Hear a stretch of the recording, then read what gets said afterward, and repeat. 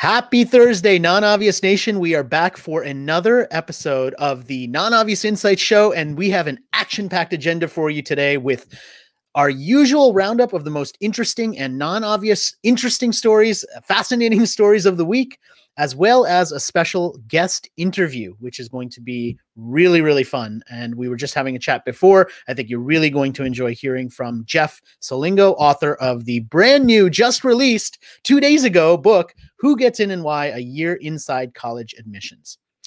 As we do every week, we focus on underappreciated stories. And the first underappreciated story I wanted to share with you this week is a fascinating Swedish housing experiment to cure loneliness.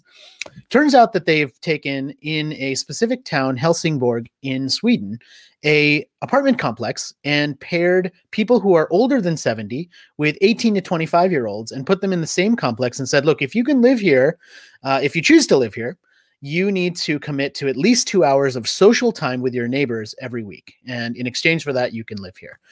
And I love this idea of just bringing older people and younger people, intergenerational, together to live in one place, to interact with one another. I mean, this idea of loneliness, I mean, look, it's super relevant for all of us right now because we're all kind of working from home. We're maybe lonelier in some sense, whether you kind of live with family or you live alone.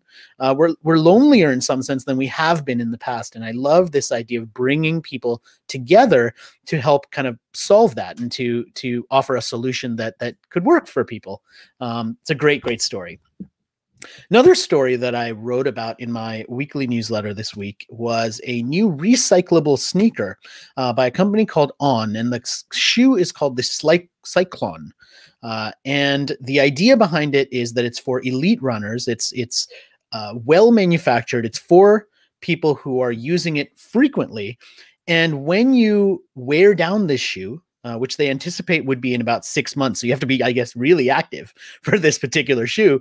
They will replace it with a new one, and you don't buy the shoe, you actually rent it. And for $30 a month, you get a subscription to your sneaker.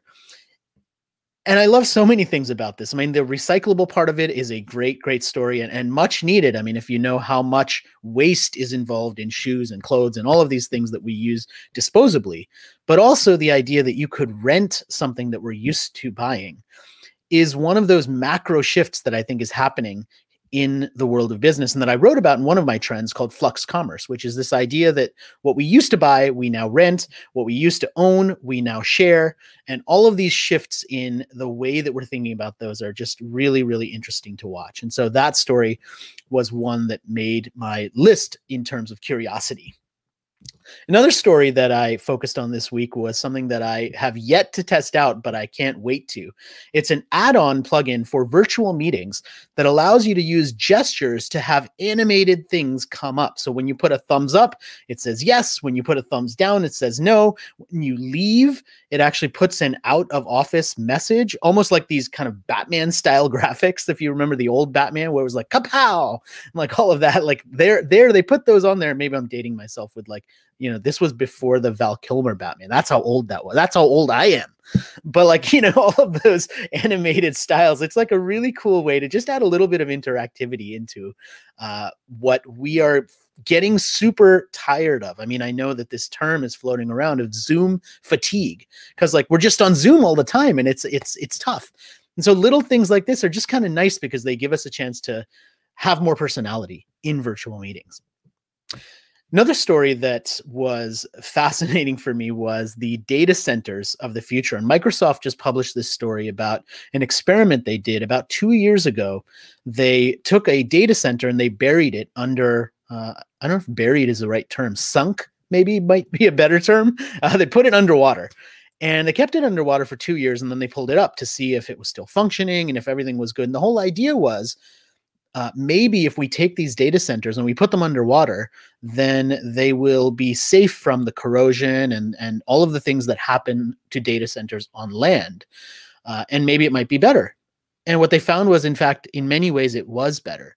And so perhaps this might be the future. And look, if you are I'm kind of a fan, a nerd when it comes to disaster movies. And many of them talk about how we're going to survive that extinction level event as humans. And one of the ways is that we're actually going to be underwater. And if that's true, then we need our data centers to be underwater too, because otherwise, like, we won't have Wi-Fi when the end of the world comes, and that's pretty important, right?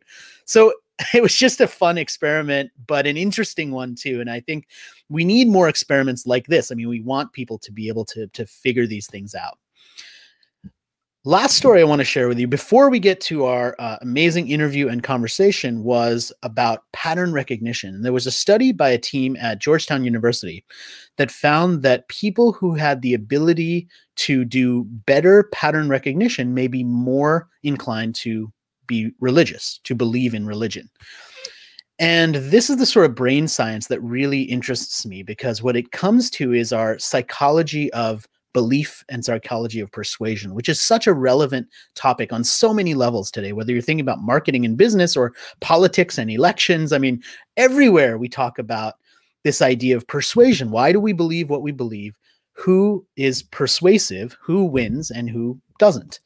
And I think we see this so often. And actually, it's a perfect segue into the interview that we've got this week, which is with Jeff Selingo, who is the author of a brand new book called Who Gets In and Why? A Year Inside College Admissions. And if you're not familiar with Jeff, he's got an amazing background as not only a author, but also a personality who has written in many, many ways for a long time. He's got multiple books on this topic of colleges and how colleges work, how to be successful when it comes to applying to colleges. And this is hugely personal for us because I've always seen getting into college and the whole applications process as a, to some degree, a sort of marketing and persuasion challenge, but also because we have a high school junior right now. And so this is very relevant for us. So I want to bring Jeff on screen.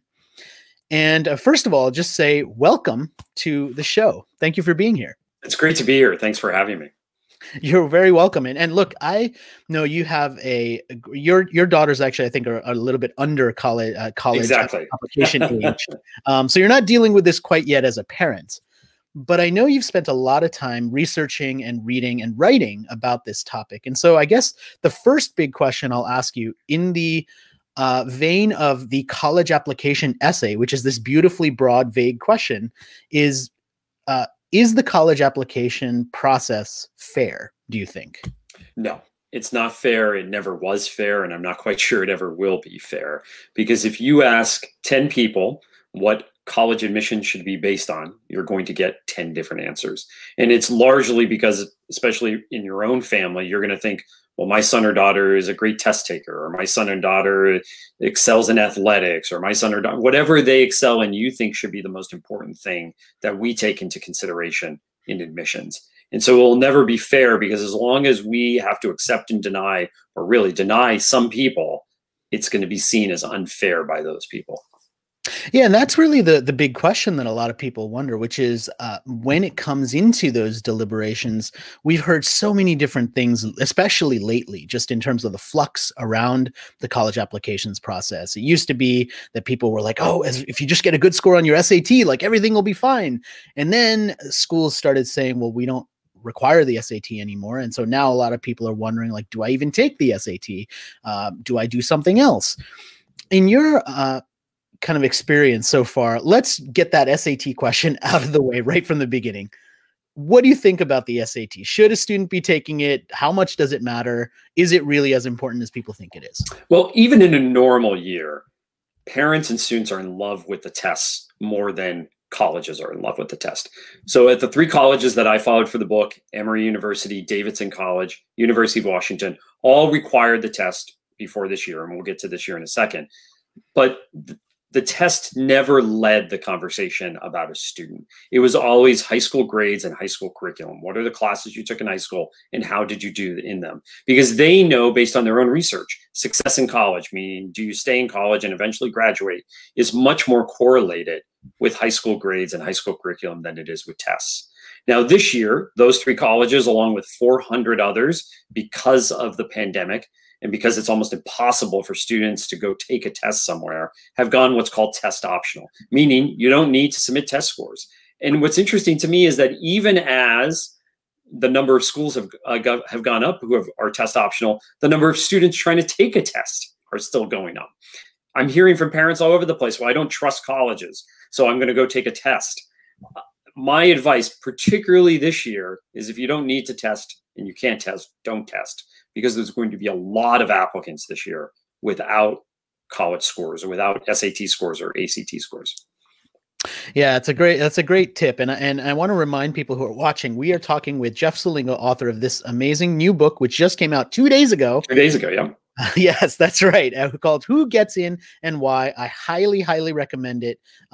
If you don't know, sales in the first week of a book are super, super important. So if this at all interests you, please go and pick up a copy of this book on Amazon, on bookshop.org, which is an amazing resource that supports online independent bookstores, or anywhere else where you can pick up a book. I mean, all of those things make a big difference. So please get this book. You will definitely not be sorry. Let me just show you. I mean, I read this book, and I don't know if you can see on there, but there are all of these kind of tabs that I've got of interesting things that I wrote here. So I'm in this process. I think I'm reasonably well educated about some of these things, and I found lots and lots of insights in here, and I think you will too. So Jeff, the next thing I wanted to ask you about, or just kind of talk about, is this idea of the process. You mentioned that you had been at schools, and I think just to clarify for people, what you write about is going actually backstage, so to speak, at 3 different universities where you're literally sitting in the room while these admissions officers are making their decisions about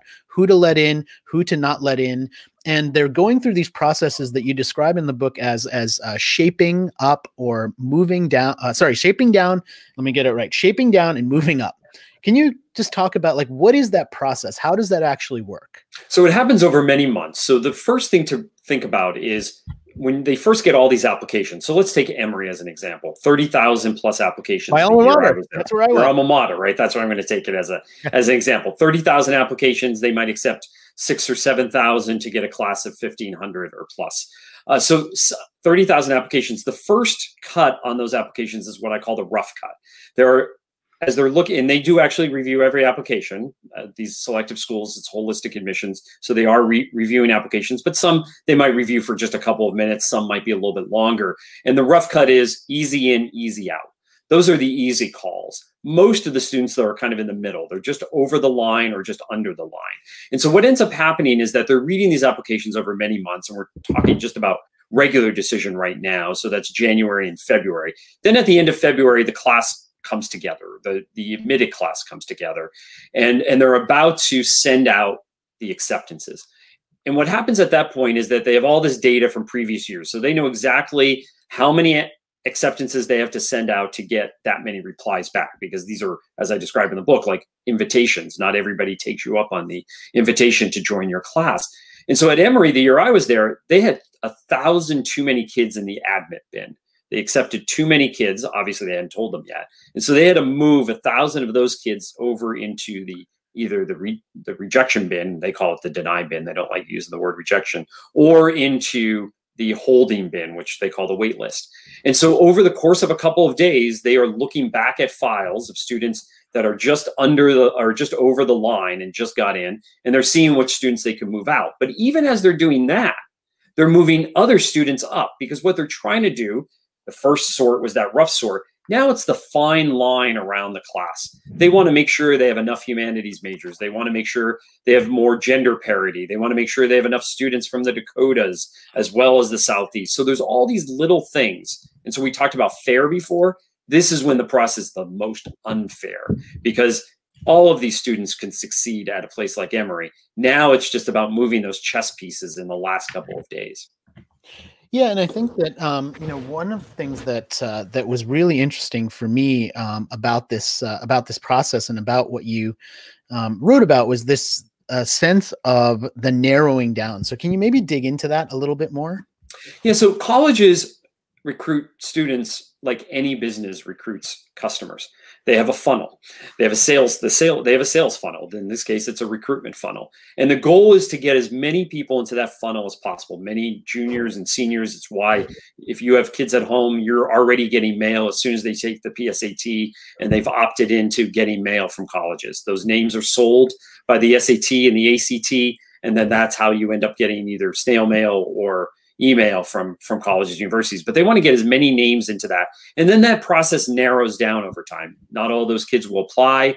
Those kids will apply, and then of course not all of them will get accepted. Some of them will get accepted and end up in the wait list. But what was interesting to me in the process is that students also have a funnel in terms of putting together their college list, but their funnel is narrower. So while colleges are trying to get as many names into their funnel in the beginning, students are not looking at that direction. They're looking at a narrower set of institutions. And it was actually kind of frustrating when I was reporting the book, in that they would bring up the same 10 or 12 or 15 institutions, and you would say, well, how about X or Y? And they were like, I'm only interested in these 10. And one hope for the book is that we would increase that funnel for students as well. Yeah, and that's so important, because I think that a lot of people do kind of toy with this idea of the right school.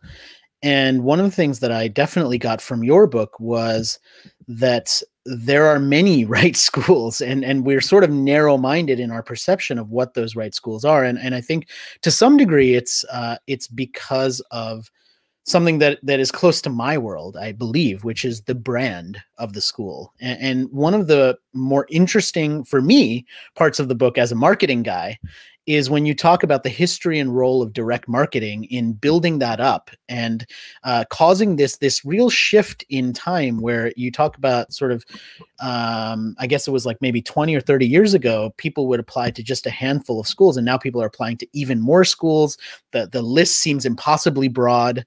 Can you just talk a little bit about, like, how has that shifted over time, this idea of just the role of marketing in getting people to apply to these schools and apply to more schools? So colleges were very late to the direct marketing game. And as I describe in the book, up until the 70s, they might have done some mailings. I described this process in the book where somebody calls up Boston College and they say they're interested, and the secretary puts in a guidebook into an envelope and writes the person's name and puts it in the outbox for the mail. And the director of enrollment's there, and they said, well, aren't you going to copy their name down, right? So you know who you sent something to? And she said, no, if they're interested, they'll come to us. Right? They never tracked prospects. They didn't do any of that.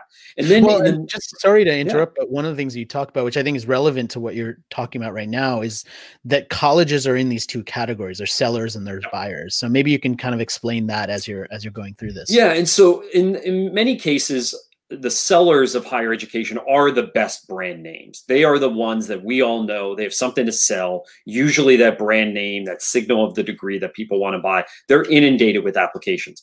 Most colleges, though, are somewhere on the spectrum of what I call the buyers. They literally have to buy students to come to them. They're the ones who offer all these tuition discounts to try to get some money in the door to accompany the students trying to come in. The buyers, as a result, are very interested in marketing because they need to get even more students into their funnel. And that's incredibly critical. And so what I found is in the 1980s, that's when schools really started getting into the direct marketing game. But even then, they didn't care that much about sophomores and juniors. And in fact, if juniors inquired, they sent in an inquiry card to them. They would put it in a closet and they would just hold it there until the following year because they didn't think it was important. And so there's a person in the book who unfortunately passed away just a couple of months ago, Bill Royal, who was in direct marketing in politics. And he really is the person who transformed direct marketing in higher education. I tell a ton of stories about him through the history of direct marketing. But what this did overall is that it increased interest in schools. And that's what colleges wanted. They wanted more applications because if they accepted the same number of students, it made them look more selective because suddenly, instead of accepting 50% of students, they were now accepting 25% of students or 10% of students because they were increasing the number of applications, and that's what they were after. Well, and you tell a fascinating story in the book. And by the way, we're talking with Jeff Selingo, author of this book, Who Gets In and Why? A Year Inside College Admissions. Fantastic book. It just came out 2 days ago. Definitely pick up a copy. One of the stories you talk about, which I found fascinating in the book, was about, I think it was Bill Royal, and this moment in time where a lot of the names and addresses of these students who are considering colleges come from the College Board, the SAT. And there's this binder that they literally would send out with everyone's name and address and tapes. This was back in the day when they still had the big reel. Yeah, that's right. That's right. Data. Yeah. Yeah, that's right. And one of the stories you tell in the book is so interesting. It's about this realization that I think Bill Royal had, that the sooner a college got that list, the sooner they could send out the letters, and they could get first in the consideration set among the students because they would hear from that school first. And so he literally like leased a private jet to get these addresses and then trucked them over so that they could get the letters out first. I mean, it's like, this is like old school, sort of working the system, right? I tracked down the guy who was on that plane. So he sent a plane up to Newark Airport, where they were waiting to send those tapes in FedEx. That's how College Board sent them those days. They would send those big tapes to schools in FedEx, and they basically knocked on the door of the FedEx office and said, "Hey, you know, the tapes that were supposed to go to Royal and Company, which was the name of their company, can we have them instead? Because Royal was doing this for these schools. Can we have them and take them back now?" And they said, "Sure, you'll take them." Because his idea was, if we're inundating you as a student with mail, if we're first in your mailbox, it's like the Christmas catalogs. If we're first in your mailbox, you're going to look at our catalog first, and then everybody else's catalog will show up the week after, and you'll be all mixed up. And you want to love our university first, which was his idea. Worked, right? It worked. It was successful. It worked back in those days. It's a little different now because they release these names throughout the year, so the mail is constant now. They used to. Back in the days when they had those reel tapes, they only would release them a couple of times a year. So to get your hands on those early on was like pure gold. Yeah. Well, and I mean, it really does come down to this idea of like, how do you shape that perception? And I wonder, I mean, one of the things I was wondering as I was reading the book was, you've spent a lot of time in your professional career writing about researching higher education, even before you wrote this book. I mean, you have published a lot of things in the Washington Post and in the Atlantic. And I mean, you're very kind of widely published and knowledgeable, I would assume, about all of these things. Then you go and you decide to write this book, and you embed yourself in these 3 universities with all of that knowledge coming in. I'm curious, when you did that, was there anything that surprised you, or maybe a perception that you had before that you changed because now you were actually there and you were seeing it with your own eyes? So a couple of things. One is just the sheer number of applications that these selective colleges get. And I don't think any one of us, we understand the numbers of 30,000 applications or 40,000 applications at a place like University of Washington or Emory University, but we don't quite get a sense of trying to review all those and just how strong many of those applications are. So I don't think most parents understand how deep and wide, and I didn't understand that until I was in it. The other piece of it is how the industry is changing. Moneyball has really come to higher education. And so there's this kind of distinct set of admissions deans in higher ed. I tended to be with more of the veterans at Emory and at Davidson and at the University of Washington. But there's this new set of admissions deans that I describe in the book at other universities that are so much into the data and crafting that class, much like Billy Beane did with the Oakland A's, rather than kind of that gut feeling. Right. We used to think of the admissions dean as like, a wonky academic with the patches on his sleeve, right? Smoking the pipe and trying to figure out like who gets into the class. And there are still people like that. But this industry, like many industries, is changing, and it's much more data oriented than it was even 10 years ago.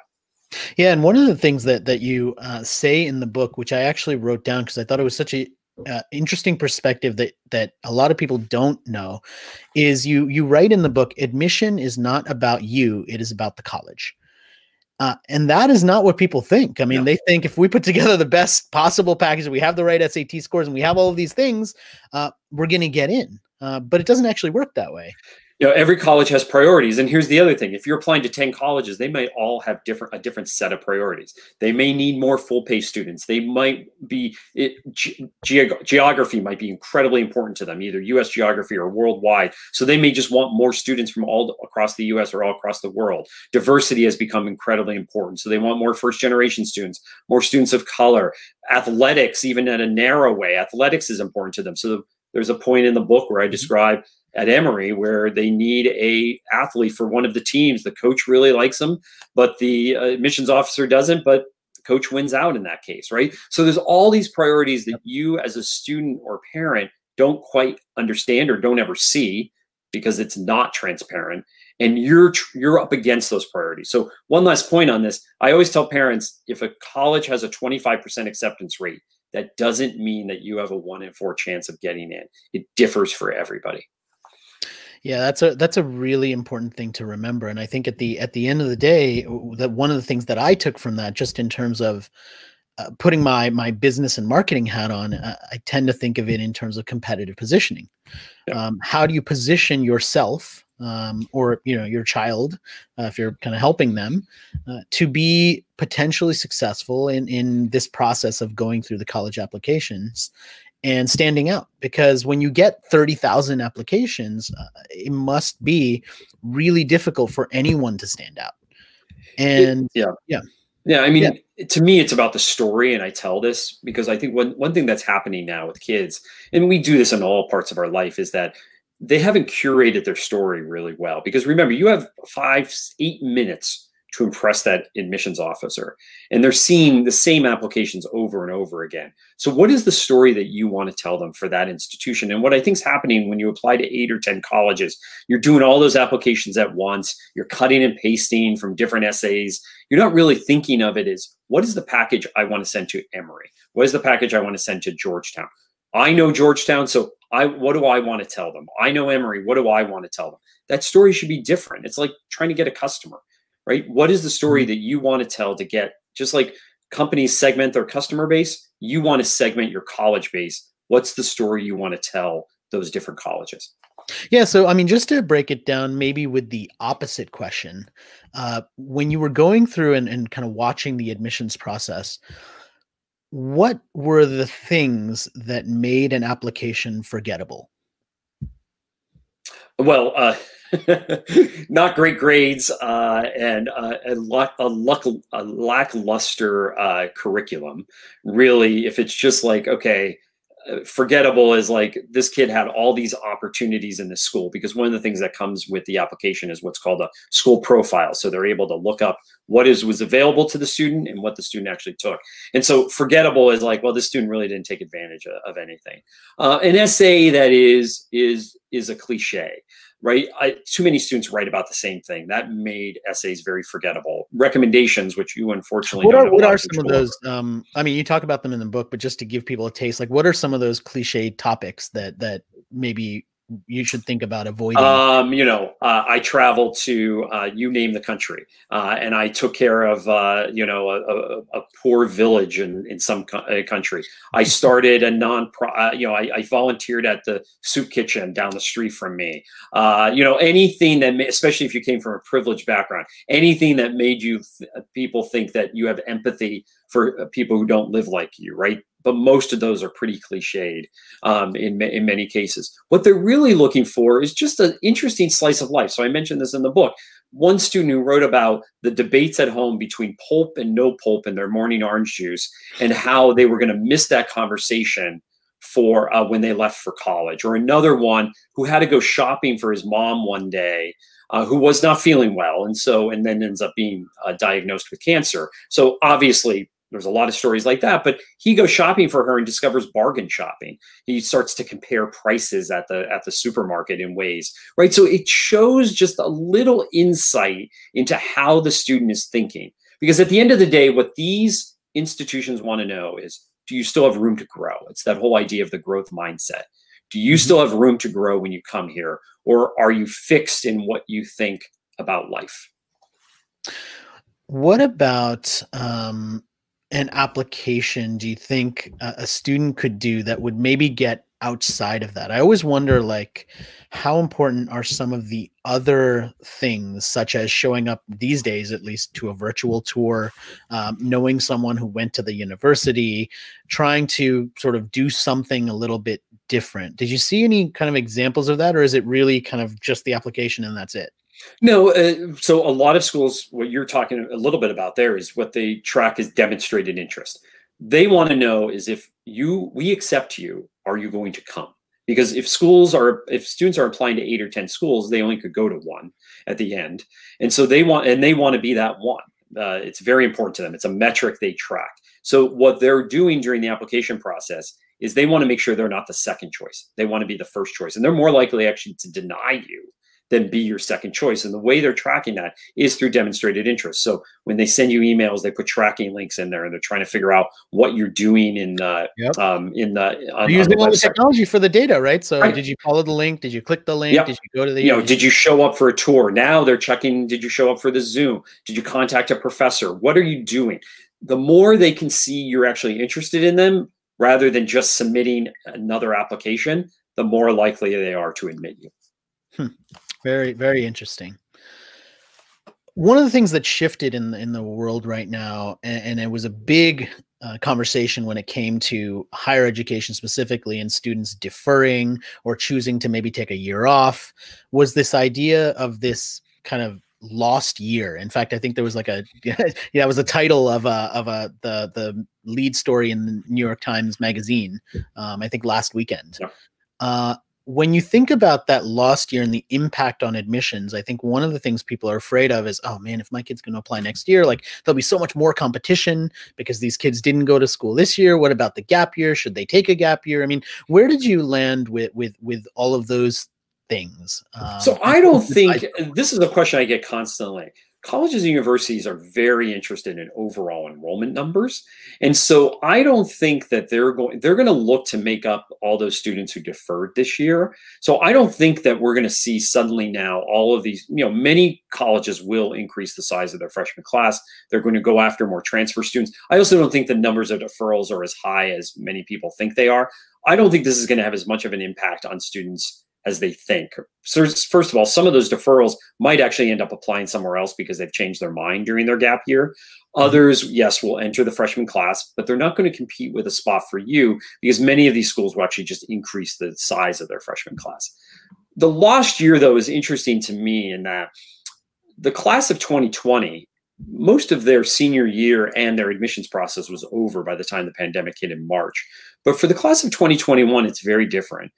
They were just starting their application process, just starting the SATs. So the end of their junior year, a very important year in admissions for them, was lost. Now the beginning of their senior year is lost. They can't really get to campuses. And now who knows what next fall is going to look like, whether they're actually going to be able to start on campuses, much like this year's freshman class wasn't able to start on campuses. So I'm not quite sure if it's going to be worse for the class of 2020 or the class of 2021 at this point. But for the class of 2021, it's not great either. But since we have a junior, the class of 2022, it'll all be worked out by then. Right? It'll all be worked out by then. And what will be interesting to me, I think, is what sticks. Yeah. Colleges are going to learn a lot about admitting a class in a pandemic this year. And they might actually discover the things that they used to do, because admissions is very tradition bound. The things they used to do, not so great. Yeah, and I think that, I mean, speaking of traditions, like one of the things that I found really interesting as a parent of a high school kid right now was some of the elements of the book that I think felt really targeted at me as a parent. And one of the main ones there was this thing that I think you said multiple times, that it was easier to get into a school when I was applying at my age, right, and I'm in my mid-40s, than it is today. And so this idea that if you got in and your kids seem smarter than you are, they'll be able to get in is not the right perception, because it's more difficult today. So maybe just talk about, like, how has that shift happened, and any sort of advice you could give to parents of high school kids. So yes, it's seemingly become more difficult because we have so many more students applying to more colleges. So the number of applications have gone up. So the competition is stiffer, particularly at selective colleges. One of the big changes, and we talked a lot about this in the introduction, we talked a little bit about it in terms of marketing. The whole marketing has really nationalized and internationalized many of these colleges. So when we went to college, I graduated high school in 1991. Some of these colleges were either regional, maybe they were national, but they certainly weren't international the way they are today. And so there's just a lot more competition for spots. And so my advice to parents is, if your son or daughter has a balanced list, meaning there's some stretch schools on there, there's some schools that are really good fit academically, socially, and financially, and they have a couple schools that they would be really happy with, that they're almost guaranteed of getting into, then let the student drive the process. To me, searching for a college should be a learning process like everything else at the age of 18, 19, and 17. Let this be a learning process for them. Yeah. Yeah, that's great advice. And I think that the book is very, very helpful in doing that. If you're listening to us right now, we're talking about this book. We are almost finished. We're almost up to time. But this book is by author Jeff Selingo. It just came out. It is called Who Gets In and Why? A Year Inside College Admissions. We do have one question here from the internet. Mauricio wants to know, what about scholarships? We talked a little bit earlier in the show about SATs and how many schools have made it optional. When it comes to scholarships, maybe there's some that are specifically requiring the SAT. So some are, they're really, if they're test optional admissions, they're supposed to be test optional in financial aid, but that's not the case. It's an important question to ask. Most likely they're going to lean into the same thing the admissions officers are going to lean into. Grades are going to be more important. Got it. For scholarships. Got it. We've got another one from Susie, who says, what data are they using beyond the obvious grades, test scores? Susie, before Jeff answers this, I want to mention there's some great content also in the book about this. So definitely, if this is a question that many of you have, I think you'll get. I mean, number one, they're looking at high school curriculum and grades. That's number 1. 2, number 3 are test scores. Then after that, everything kind of falls off. They're looking at recommendations. Essays are important, extracurricular activities. They always have also a catch-all category. Emory calls it intellectual curiosity. It's kind of the place where they kind of look at the whole application and they say, is this a person or a 1 or a 5? Because at Emory, they rate them on a 1 or a 5. But again, I keep coming back to grades and high school curriculum are the most important thing you can do to get into a selective college.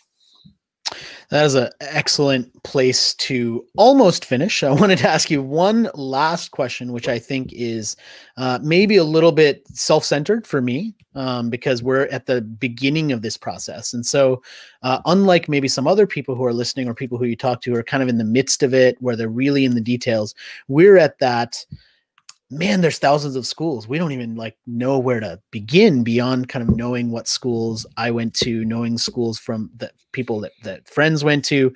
If someone's at that very beginning process, right, of starting this admissions process, and one of the big things that you mentioned as a goal of the book is to get students to be more open-minded about applying to more schools instead of just the select 10 that everybody's heard of, where might we start figuring out, and how would we go through that process of figuring out what could be a good fit for our kid? So it's a simple piece of advice that I advise to everybody, no matter where they live, because they have something somewhat close by to them. They probably have a big public university or a public university nearby. They probably, depending on where they live, might have a liberal arts college within a half-day's drive, maybe less. And they may have a city urban kind of institution. I tell people, forget about the names for a second. You may not want to apply to any of those colleges within a very close proximity of your house, but go see what they're like, because there's a big difference between a big public university, small liberal arts college, an urban institution, and a rural institution. Go just get a feel for those. Once you're on those campuses, you might say, you know what? I want a small place. I want a big place. I want a city place. That helps you then narrow the possibilities for the types of institutions that you're going to apply for. I think that should be the first step for everybody starting this search. That is an awesome place to start. I'm going to take that advice immediately. And I want to say thank you for sharing your insights, for being part of the show, and also just for putting together a book like this that helps to demystify a process that I think for many of us feels like a humongous mystery. And I think that's just a great, great thing for us to have as a resource. Great.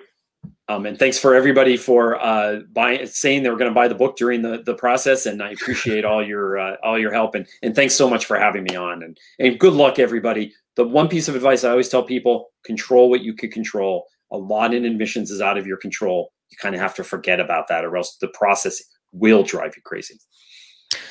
That's an awesome, awesome place to end. So I want to say thank you to all of you for tuning in to the Non-Obvious Insights show for another week where we talked about interesting stories and we had a fascinating interview.